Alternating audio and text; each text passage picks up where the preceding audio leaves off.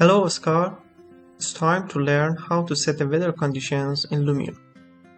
Change the type of clouds with this option.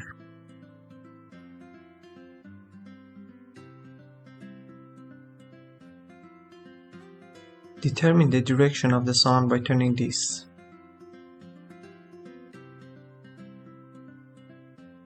This is the sun height.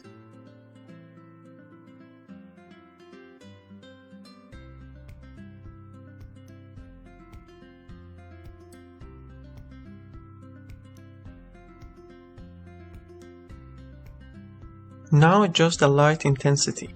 I usually set it between 0.3 to 0.6, which of course is different for each environment, and you should create a test render to make sure you have set it correctly. The following option is used to adjust the density of clouds.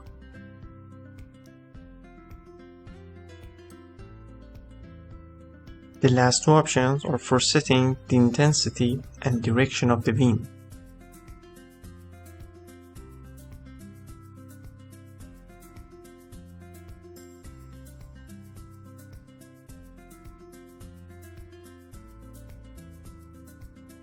If you activate this one, the sky will look real.